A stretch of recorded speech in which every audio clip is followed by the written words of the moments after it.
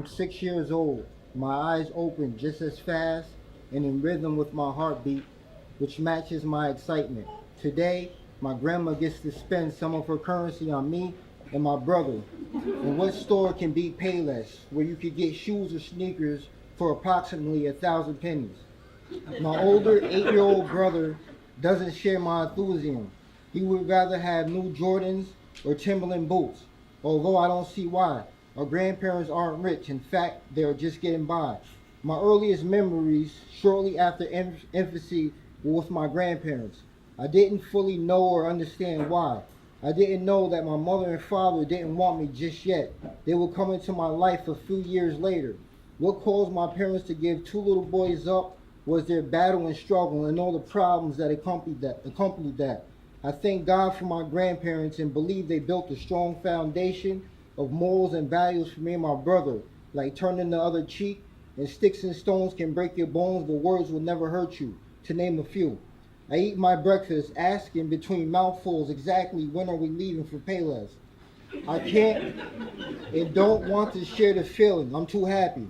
My grandma and grandfather aren't bad. They're just the opposite. They're very old-fashioned and not from the Ulster County area, but God bless them. I love them just the same. My grandfather uses the word mannish and eats head cheese and makes me and my brother wear dress shirts and suspenders to school. My brother takes his off. I keep mine on.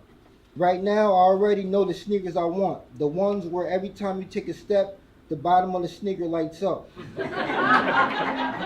My brother thinks I'm a fool, but what he doesn't know is he may have friends, but I have friends too, and I don't think they will care. Maybe what he really needs to take into consideration is that if his so-called friends would make fun of his attire, then maybe they aren't really his friends. And he would of course argue this. I finish my breakfast and get dressed, pull on my dress pants and shirt, and fasten my suspenders. I am ready. We climb into the Lincoln and off we go. I try to play a game of I Spy with my little brown eye, but my brother just tells me to keep a lid on it.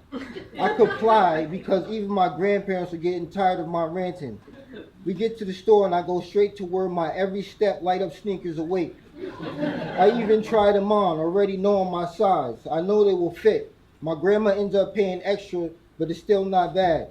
I still feel like we made out. And when I say we, I mean me and my grandparents, brother excluded. He sulks, and I don't want to tell him his sneakers are nice also. It may be a compliment on deaf ears, because he really doesn't want them in the first place. As soon as I walk through the door, I take a seat and tear into the box. I put the sneakers on. I had an idea about what this moment would be like, but it's even better than I expected. I can't wait until it turns dark. It's going to be like I have a flashlight in my sneakers. I am going to be the coolest kid in my class. If not, then at least different and noticeable, even if I am the butt of all jokes.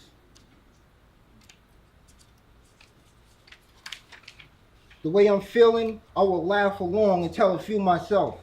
All in all, Grandpa and Grandma can't afford high-ticket items, but I'm excited I get to keep the sneakers. I'm a kid, and kids shouldn't be too choosy.